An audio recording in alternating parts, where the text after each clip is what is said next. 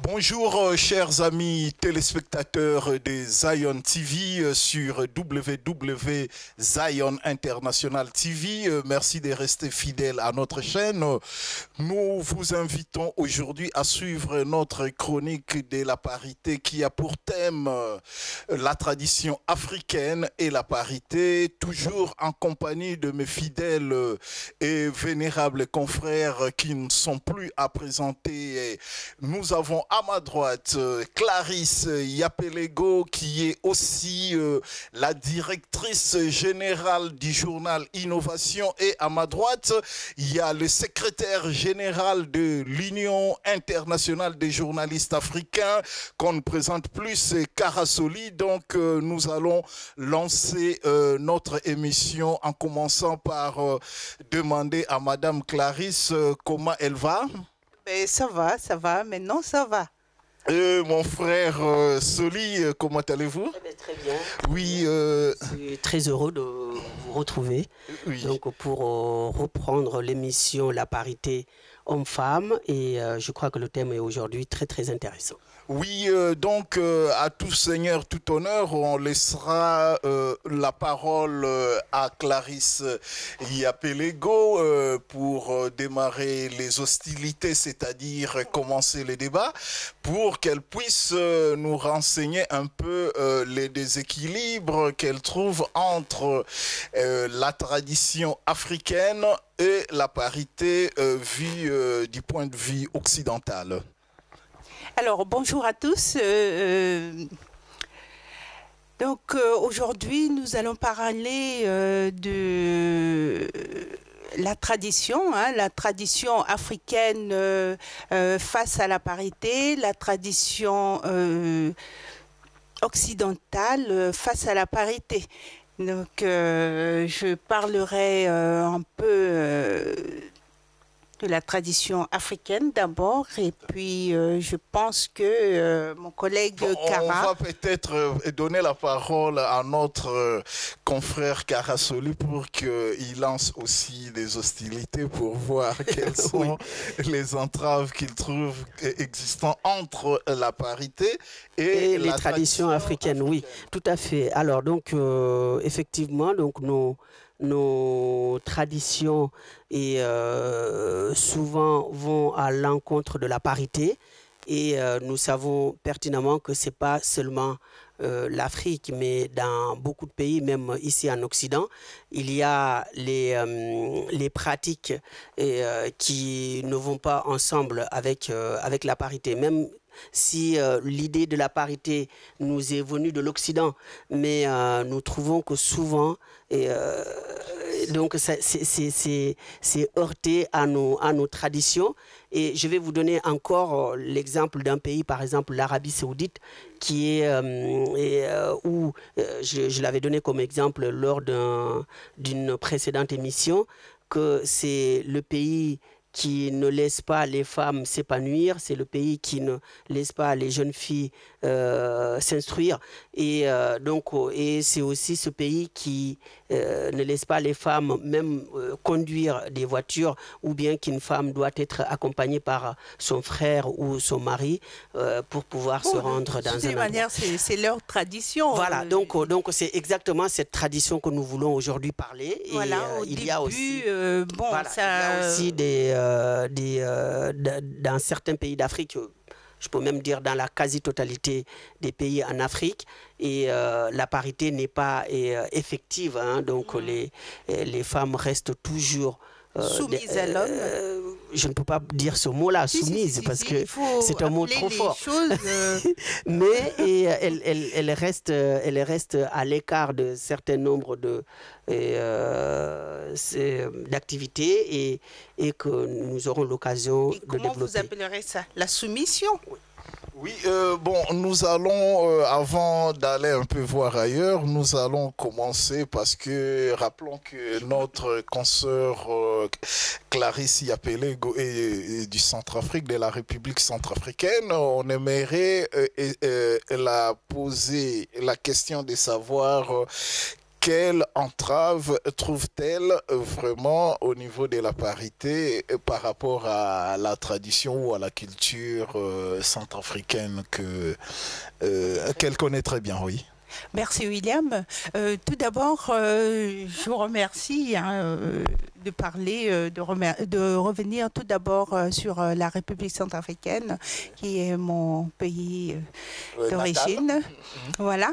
Et la parité face à la tradition centrafricaine au départ, c'était... bon, je vais d'abord parler point de vue social. Point de vue social, au début... la parité s'appliquait dans des familles, mais cette parité, bon, c'est une disparité, si vous voulez. Donc l'homme épousait plusieurs femmes parce que, bon, à l'époque, c'était une aide pour lui, c'était une aide par rapport à la culture, enfin, au champ. Donc, s'il avait beaucoup d'hectares, donc il avait besoin de ces femmes pour lui donner des coups de main et puis, bon, aussi pour faire des enfants, que, bon, en Afrique, faire beaucoup d'enfants, c'est une richesse. Donc, il n'y avait pas du tout ce petit bémol qui nous interroge, nous, les professionnels de la parité, les promotrices de la parité. Donc, ce qui nous titille maintenant face à cette disparité en Centrafrique, c'est que la femme, bon, pour nos grands-parents, une partie de nos mamans en Centrafrique, c'était normal. Mais maintenant, les enfants qui sont nés, les filles qui sont nées, elles veulent bien connaître la civilisation. La civilisation, puisque bon, la République centrafricaine, c'est un pays, l'ancienne colonie française. Donc, du coup, les enfants apprennent par... via maintenant, tout le monde a les téléphones, hein, l'Internet, la télé, même ceux qui n'ont pas la télé à la maison, bon, ils ont quand même, ils vont dans des... je sais pas comment on appelle ça. Il y a des petites salles de cinéma là pour voir, pour connaître ce qui se passe ailleurs. Et donc, en regardant tout cela, ça leur suscite l'envie de devenir aussi comme les autres jeunes filles qui vont à l'école, qui parlent mieux français, qui occupent des postes de responsabilité. Et donc, nous, maintenant, nous attirons l'attention des hommes en Afrique en général, en République centrafricaine aussi, de laisser aller à l'école les jeunes filles, de laisser les jeunes filles s'instruire parce qu'elles en ont besoin pour leur développement, pour leur épanouissement, pour leur bien-être. Les jeunes filles ont besoin d'aller à l'école, de s'instruire, et puis ainsi, elles peuvent aussi mieux aider leurs maris, leurs parents, en travaillant, en occupant des postes de responsabilité. Voilà ce que je peux souligner en quelques lignes. Voilà. Point de vue social. On va passer à mon ami Kara. Je vais essayer de comprendre un peu parce que la parité a toujours été vécue en Afrique comme une importation de l'Occident. Oui. Donc, il y a des mœurs africaines qui ont existé et une grande civilisation égyptienne qui a commencé avec depuis l'époque des pharaons. Donc, la parité est arrivée, mais comment s'est vécue la parité au Sénégal face aux mœurs qui se sont déjà ancrées depuis belle lurette? Oui, alors donc une très très bonne question, tout à fait, parce que la parité nous est importée de l'Occident, comme tu l'as dit, et puis c'est tout à fait vrai. Et qui bouscule. Et voilà, et que je trouve très très vite, qui est arrivé assez vite chez nous, et donc les populations africaines n'étaient pas préparées à subir ça. Je peux appeler ça subir, Clarisse, même si... parce que... Oui, parce que c'est une importation donc, et qui nous est pratiquement imposée et qui est venue assez rapidement, qui a bousculé nos sociétés traditionnelles. Et donc, parce que vous savez, les coutumes étaient là depuis très longtemps. Tu veux dire que la réaction des femmes, l'envie de s'émanciper, vous dérange, vous surprend? Tout à fait. Non, je ne suis pas contre la parité. Je ne suis pas contre la parité, mais je suis contre de sa mise en œuvre rapide et aussi pratiquement imposée. Je ne pense pas que ça soit rapide. Ça fait très longtemps que... Voilà, nos mœurs. Et, il faut dire plutôt que c'est la communication autour de cette parité qui n'a pas été appliquée. Voilà, qui n'a pas été faite au préalable. Voilà. Mais maintenant, on commence à beaucoup plus communiquer autour de la parité et ça vous dérange. Les femmes ont pris comme on dit, la balle au rebond.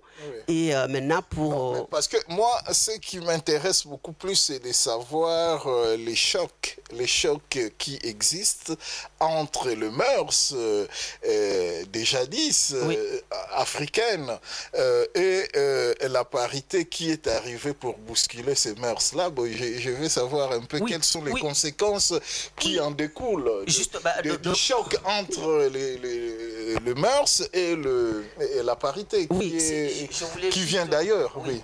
Et je voulais juste rassurer ma consoeur Clarisse là-dessus que la parité est une bonne chose en soi. C'est une bonne chose, mais comme toute bonne chose, elle doit être préparée et puis elle ne doit pas nous être importée. Ça doit être quelque chose, comme par exemple la démocratie, ça ne doit pas être une chose universelle, que tout le monde doit marcher de la même façon et au même rythme.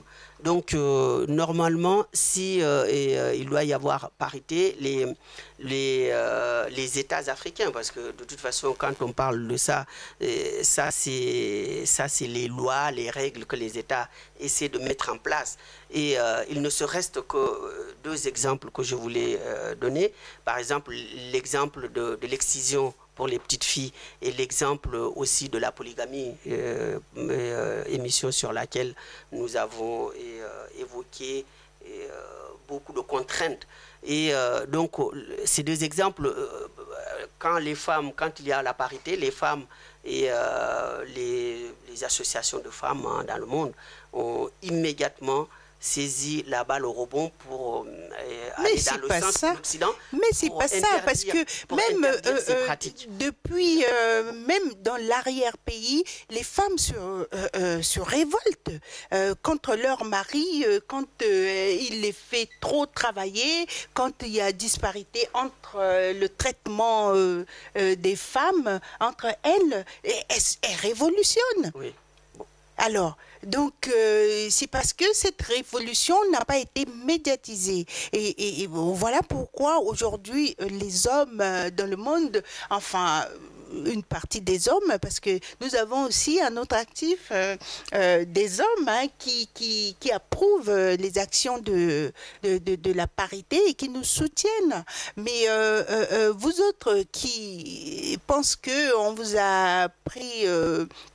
Non, qu'on nous a imposé et que ça allait... et que ça venait de l'Occident, voilà. Mais ça ne vient pas seulement de l'Occident.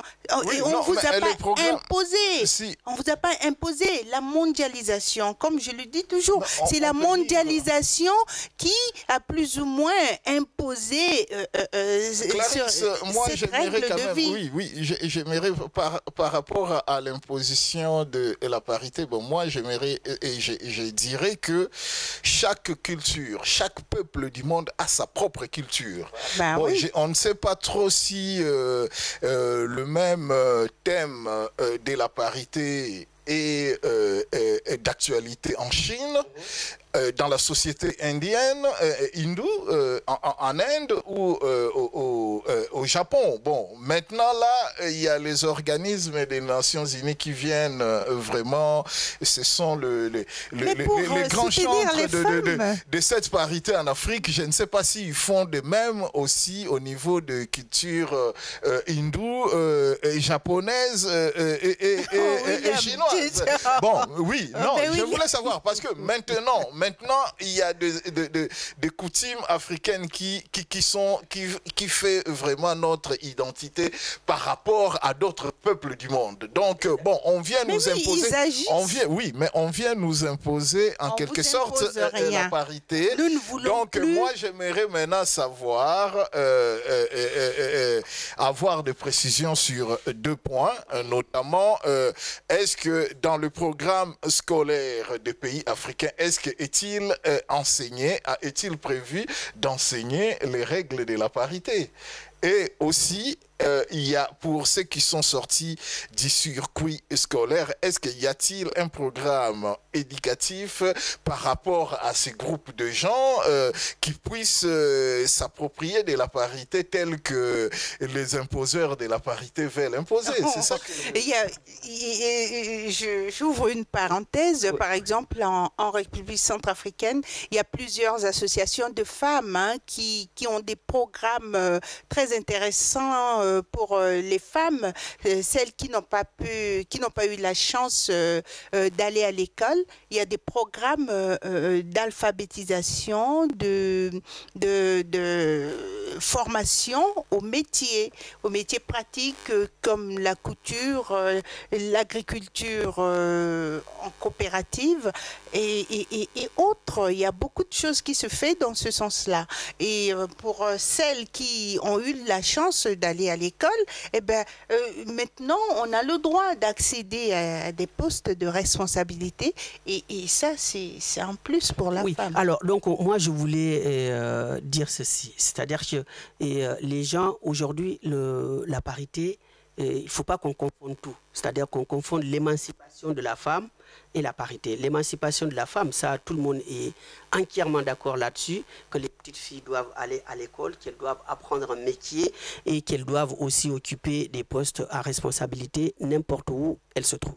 Mais ce qui est, mais ce qu'il y a, c'est que, c'est aussi de... Cara, il n'y a pas de confusion, parce que si nous disons l'égalité entre l'homme et la femme, point de vue travail, c'est l'égalité entre l'homme et la femme, entre point de vue travail. Nous voulons que la femme occupe aussi les mêmes postes que les hommes ont confisqués depuis des années durant. Ils ont confisqué un certain nombre de postes.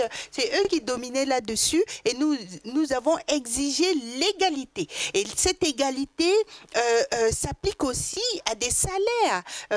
Si nous parlons de l'Occident, par exemple, il y a des femmes européennes qui occupent le même poste que les hommes, mais qui gagnent beaucoup moins que l'homme.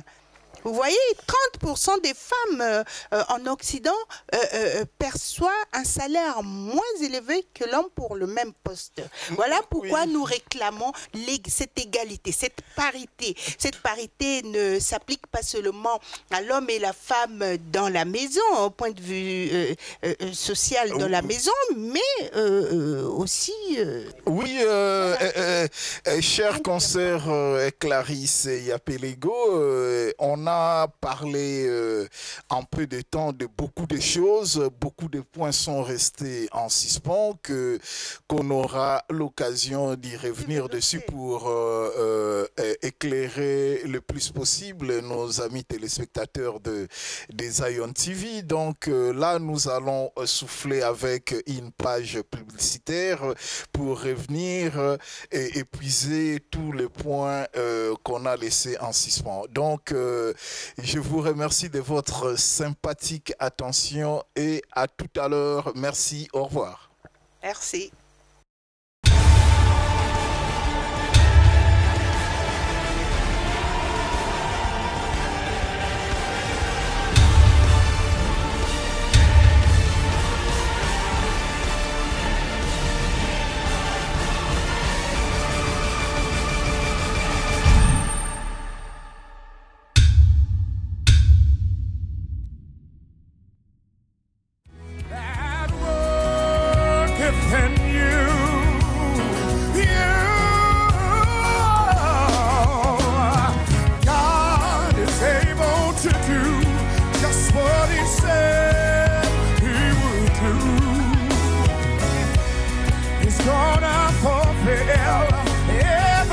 promise to you.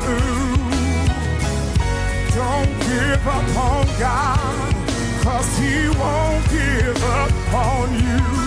He's able. How many believe it tonight? Yeah, yeah. He's able. Thank you, Jesus. Come on, y'all. I need y'all to help me sing. God is able to do just what He said He would do. He's gonna fulfill every promise. Yes. Don't give up on God. Tell somebody, 'cause He won't give up on you. He's able.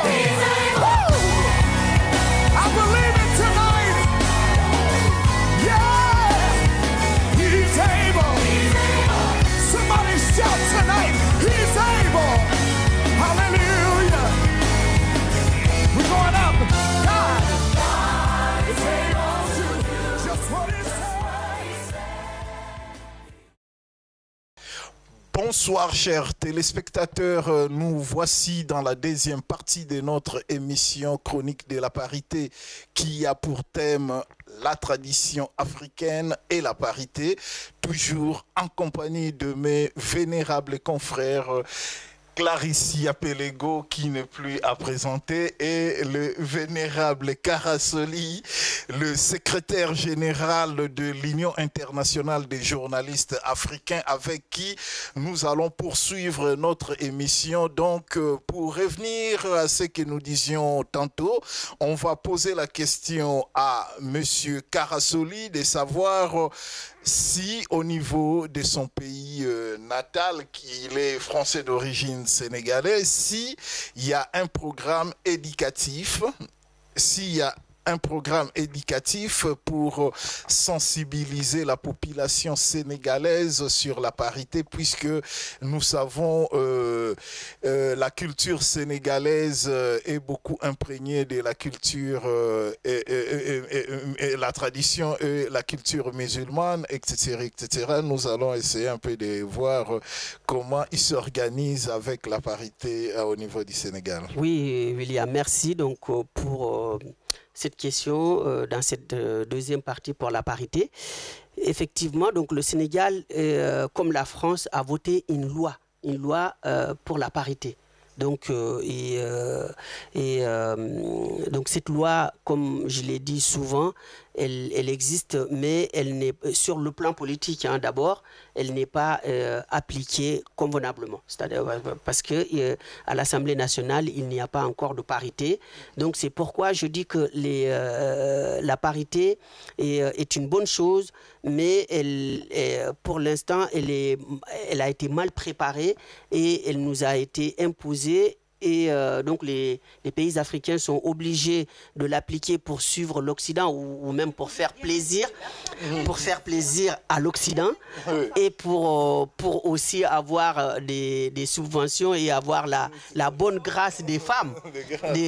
Parce qu'on sait que l'électorat féminin est un électorat très très important dans nos pays.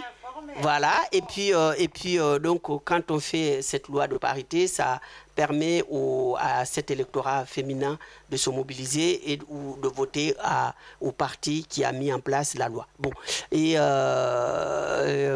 par conséquent, aujourd'hui au Sénégal, la tradition persiste, et la polygamie existe, l'excision qui est interdite est pratiquée dans des zones rurales. Et donc on peut dire que la parité est sur le papier, mais la pratique est autre chose. Donc, vous voyez, même par exemple, pour profiter même de cette loi de parité, j'ai constaté que l'Occident essaie même d'imposer aux pays africains sur le mariage homosexuel. Tout à fait. Donc, ce qui est tout à fait complètement contradictoire à la fois à nos mœurs et à à nos traditions et même à nos pratiques, parce que c'est cette loi pour le mariage homosexuel est effectivement venue de la loi de parité, parce que du moment où voilà, non, je suis tout attends, parce que l'égalité entre voilà justement l'égalité entre l'homme et la femme, du coup les homosexuels aussi se sont dit ils se sont engouffrés dans la brèche en disant nous aussi nous sommes des êtres humains. Des êtres humains, il faut qu'on nous accorde des droits d'adopter des enfants comme les femmes aussi adoptent les enfants. Les enfants, il faut que nous aussi on se marie entre hommes ou entre à cause femmes. Voilà, donc du coup la parité elle est devenue tout et n'importe quoi finalement, et donc c'est ce que moi personnellement je dénonce. Et sinon l'idée de la parité est une bonne chose, que les hommes et les femmes soient égaux à la fois devant la loi, à la fois face à l'emploi et puis aussi face à l'éducation. À l'éducation. Voilà. Bon, mais ce qui est sûr, c'est que je t'avais donné un exemple là lors de notre précédente émission, que si par exemple on nous demande tous de passer devant cette porte, on est obligé de passer les uns derrière les autres. Donc on ne peut pas passer tous en même temps. Donc c'est exactement la réponse à la parité. C'est-à-dire même dans un foyer, on ne peut pas être complètement, nous ne pouvons pas être complètement égaux. Et il y a toujours quelqu'un, un chef de famille. Toujours. C'est soit la femme qui sera chef de famille ou c'est l'homme qui sera chef de famille, mais il y a toujours quelqu'un qui doit diriger la famille. Donc, pour moi, la parité, pour l'instant, en tout cas, c'est sur le papier, mais la pratique est loin d'être vraie. Oui, voilà. Bon, nous allons revenir sur notre concert Clarisse Yapelego pour essayer de comprendre avec elle quelles sont les entraves qu'elle trouve face à la parité et les traditions africaines. Parce que, rappelez-vous, il y a quelques 20 années en arrière, personne ne savait de quoi il s'agissait quand on parlait de la parité. Les femmes vivaient bien, on ne voyait pas les femmes aller se plaindre à quiconque. Bon, maintenant, là, subitement, on voit les femmes comme vous, là, d'ailleurs, parce que vous êtes la championne de la parité. C'est vous qui entêtez un peu les femmes centrafricaines de se pariser avec des hommes. Donc, oui, dites-moi alors, dis-moi tout. Qu'est-ce qui vous picote dans les traditions africaines qui ont toujours existé avant l'arrivée de ce thème, la parité? Bon, merci William. Donc la parité, la tradition africaine face à la parité, nous rencontrons beaucoup de problèmes face à la tradition africaine parce que bon, c'est leur coutume. Pour eux, ils pensent que c'est un acquis. Ils peuvent pas changer ni laisser cet acquis pour adopter, passer à autre chose au profit de la femme. Et donc, vraiment, comme Cara le disait, effectivement, il y a des difficultés quant au changement de mentalité. Mais nous ne décourageons pas, nous continuons de beaucoup communiquer autour de la parité et parfois certains hommes pensent que la parité homme-femme est là pour entêter leurs femmes pour ne pas qu'elles obéissent ou alors qu'elles quittent leur foyer habituel pour aller être autonome et se débrouiller seul. Non, c'est pas ça l'idée fondamentale de la parité. La parité, nous n'entêtons pas les femmes. Rapidement, très rapidement, parce que nous sommes dans une chaîne chrétienne, Zion TV. Donc, la Bible nous dit que femmes, soyez soumises à votre mari. Donc, c'est incompatible avec votre idée de la parité. Non, je ne pense pas. Cette même Bible a dit « Aimez-vous les uns les autres comme je vous ai aimé ». Donc, c'est la parité. Homme aime ta femme et femme aime ton mari. Entre-temps, soyez soumise. Mais voilà, sans oublier que tu es femme. Une femme ne portera jamais la culotte de son mari, ni le mari la jupe de sa femme. C'est sur ce point bien précis. Mais la Bible n'a pas autorisé à l'homme de maltraiter sa femme ni de dominer sa femme. C'est son égal. C'est son égal, c'est un être humain comme lui. Bon, mais les décisions en dernier ressort, ça doit être pris en parité ou en père de famille qui doit revenir la dernière décision. Vous savez, puisque vous avez parlé de la Bible, je reviens là-dessus, c'est la loi de l'amour. Parce que quand tu aimes ta femme, il n'y aura pas cette question de parité. On n'en parlera pas puisque toi-même tu pratiqueras la parité. Le peu que tu as, tu voudras partager avec ta femme et tu voudras la mettre à l'aise. Tu ne voudras pas qu'elle soit triste. Tu ne feras pas quelque chose qui l'aurait dérangée, qui va l'embêter, qui va la faire pleurer. C'est là où nous intervenons pour parler parité. La parité s'applique là aussi. Donc il faut aimer tout simplement votre femme. Nous avons trois étages. Nous avons ici, pour que nos amis téléspectateurs nous comprennent bien, nous avons et quand ici, tu l'aimes, tu ne la bats pas. Quand tu l'aimes, tu ne la bats pas. Je voulais juste te rappeler, rappeler à nos amis téléspectateurs que ici, nous avons trois étages de la parité.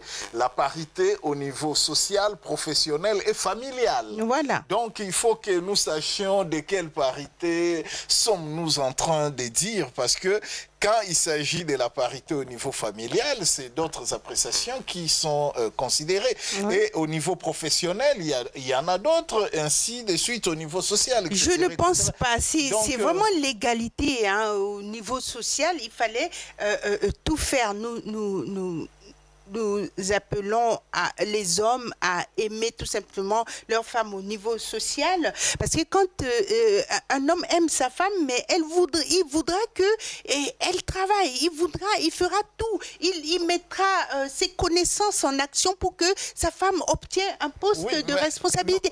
Il fera tout pour elle. Nous revenons encore une fois. Nous revenons encore vouloir le bien de l'autre. Nous revenons encore une fois sur le fait qu'il y a eu précédemment des mœurs africaines et puis il y a eu la parité qui est arrivée. Donc c'est le temps qu'on mettra pour essayer d'harmoniser tout ça. Donc ça prendra le temps que ça prendra. Oui, ça prendra le temps que ça prendra. Nous avons compris nous arriverons avec des battantes comme vous, comme ça. Oui, on va pas être... oui, mais il faudrait que je vous ai toujours rappelé à ce que les femmes aussi pensent à se régulariser financièrement pour ne pas dépendre aussi aux hommes. Mais oui, parce que les femmes aiment jouer la parité quand elles veulent bien jouer. Non, j'avais dit que tant que la femme sera dépendante de l'homme financièrement, économiquement, c'est vrai que bon, la parité n'a pas trop sa place. Voilà. Et là, nous mettons en œuvre des actions pour que la femme donner l'indépendance économique et financière à la femme, de sorte que nous puissions clamer cette parité tête haute. Oui, j'ai compris parfaitement votre position. Je pense que c'est un sujet très large. Oui. Si vous le voulez bien, nous y reviendrons à la prochaine occasion. Entre-temps, on va rapidement... Je vais juste revenir sur ce que mon confrère disait, Cara. Hein. Il avait parlé de la loi que la France aurait mis en place pour imposer aux pays africains. Non, c'est pas ça. C'est l'ONU qui a mis en place une convention pour l'égalité entre l'homme et la femme, une convention pour qu'il y ait violence zéro sur la femme. Et cette convention, il y a des pays signataires. Tous les pays, en principe, doivent signer cette convention. Et quand tu signes la convention, tu fais tout pour mettre à exécuter voilà, cette convention. Mais le problème que nous rencontrons aussi, c'est qu'il y a des pays qui signent, mais qui ne mettent pas... Voilà, c'est ça les difficultés qu'on rencontre. On signe, mais... l'application, c'est difficile. D'où l'importance des associations des femmes, des associations de notre ligue, hein, la parité, qui informent et qui va même rappeler au gouvernement des pays signataires leurs obligations. Vous avez signé, mais qu'est-ce qui se passe pour que là, ça ne fonctionne pas pour la femme? Donc voilà notre rôle très bien, dans donc, tout ça. Et la parité, vous savez, hein, même au Congo, Zaïre, il y a la parité, il y a notre parité là-bas. Et puis à Brazzaville, vous savez que la femme du président, c'est une grande... voilà, elle a une association qui œuvre beaucoup pour les femmes. Ben, nous la saluons au passage. Hein. Oui.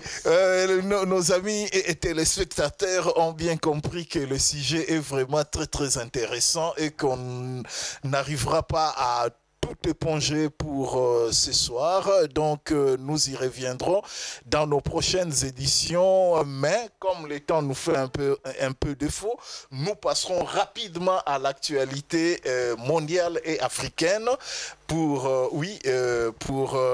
essayer de commenter un peu ce qui se passe dans le monde, parce que on n'est pas résumé à la parité, il y a aussi tout un tas d'autres choses qui se passent dans le monde. Donc je vais essayer de voir avec mon confrère Karasoli pour qu'il puisse nous parler un peu de l'actualité sénégalaise. Oui, alors donc concernant le Sénégal en ce moment, et ce qui est d'actualité, c'est le voyage du président de la République au sud de la France, à Marseille.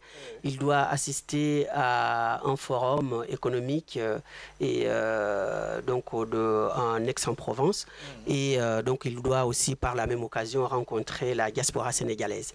Voilà, donc c'est ce qui est d'actualité en ce moment au Sénégal. Oui, donc nous passons rapidement à Clarisse Yapelego pour qu'il puisse nous dire quelle est l'actualité en Centrafrique. Merci William. L'actualité en Centrafrique, c'est qu'au mois d'octobre, il y aura... nous passerons aux élections présidentielles, enfin, parce que bon, il y a un moment que le pays est toujours en transition. Donc là, nous allons passer aux élections. Le 18 octobre, c'est la date fixe donc pour les élections présidentielles. Et aussi, il y a un candidat aux élections présidentielles en la personne de Michel Amine, qui a eu 2 ou 3 problèmes en Centrafrique, hein, et donc là il est libre, il est en France en ce moment, et aujourd'hui même il va tenir une conférence de presse, de presse, et donc il sera candidat aussi, et par la même occasion donc la République centrafricaine a parlé informe tous les Centrafricains de passer dès la semaine prochaine à l'ambassade, hein, pour s'inscrire et retirer leur carte d'électeur. Voilà. Oui, merci. Nous allons maintenant passer à l'actualité congolaise, RD Congo.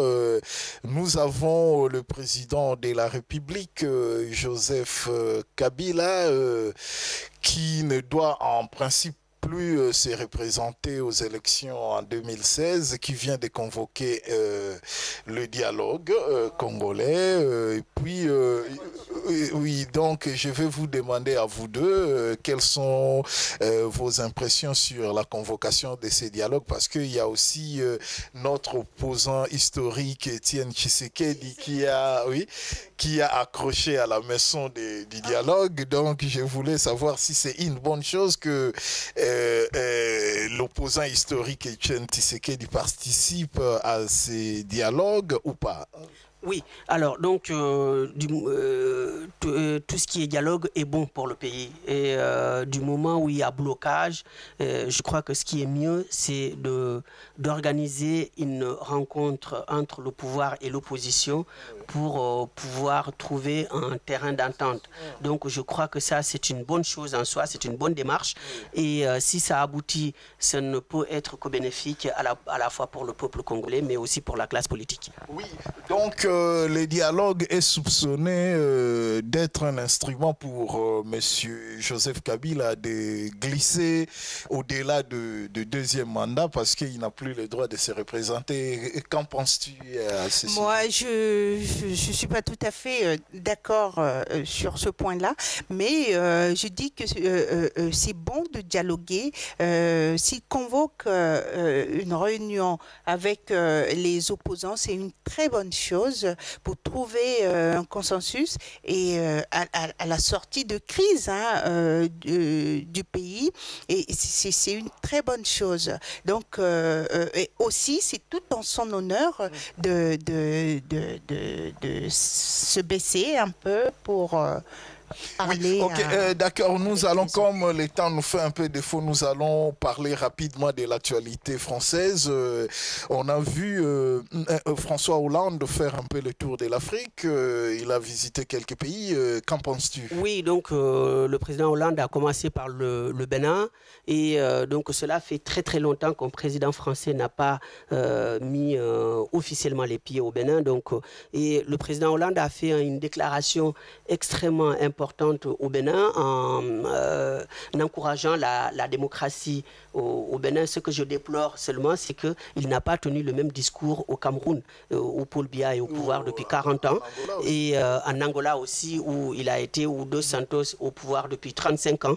Et j'aurais aimé qu'il tienne le même discours qu'il avait tenu au Bénin face à ces deux interlocuteurs, le président Paul Biya et le président angolais. Mais je crois que la visite a une forte connotation économique parce que Hollande est parti avec une forte délégation du patronat français pour pouvoir signer des contrats en Angola, 1 milliard de contrats paraît-il.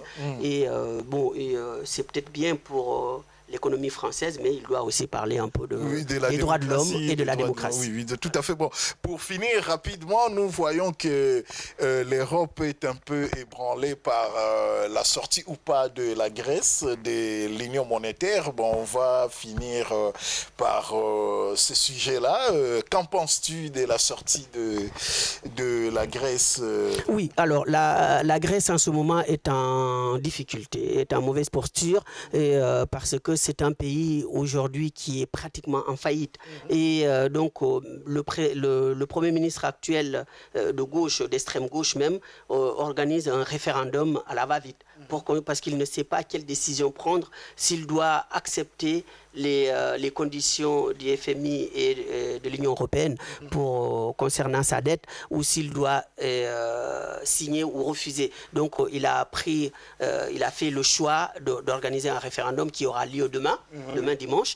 Et donc moi je l'ai écrit dans mon édito que c'est un référendum de tous les dangers, parce que si le peuple grec choisisse de sortir de l'union monétaire, l'union monétaire, je crois que économiquement parlant, ça va être extrêmement difficile pour cette population qui est déjà en difficulté. Oui. Bon, on va finir rapidement pour faire la parité. On va revenir rapidement à Clarisse Yapelego pour lui poser la question de savoir que pense-t-elle de ce qui s'est passé aux États-Unis? Il y a un forcené qu'on a appelé terroriste qui est entré dans une église, qui a abattu plusieurs gens qu'on appelle des Noirs. Donc, qu'en penses-tu à ce sujet? Bon, ça c'est déplorable qu'un être humain s'en prenne à l'être humain dans une église. C'est déplorable parce que tous ceux qui se trouvent dans une église, ce sont des innocents. Et je pense que si la machine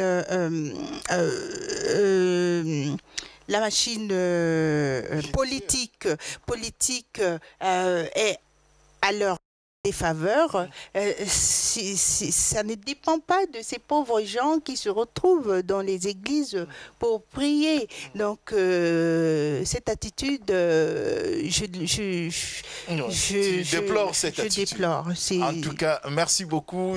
Je pense que nos amis téléspectateurs ont bien compris que nous sommes à la fin de notre émission sur la parité qui avait comme pour thème la tradition africaine et la parité. Donc, nous nous reverrons la semaine prochaine pour une seconde émission. Entre-temps, nous allons saluer la présence de Daniel Kanga qui était à la caméra et puis la présence de l'apôtre Ben Bolengwa qui était à la régie d'antenne, et puis nous allons aussi saluer la présence de tous les spectateurs qui ont été aujourd'hui au studio 717 de Zion TV à Créteil. Donc nous avons Atina qui est avec nous aujourd'hui dans le studio, et puis il y a Awal, et puis il y a aussi Glody et Kanga, etc. Donc tous ces beaux mondes sont venus assister à cette émission qu'ils aiment bien, leur émission préférée. Donc nous nous reverrons à la prochaine édition. D'ici là, prenez soin de vous, que Dieu vous bénisse. Merci. Oui, donc Atina et Awal sont les enfants de Madame Clarisse. Voilà, Clarisse Yapelego, donc nous le saluons. Au revoir et bonne soirée.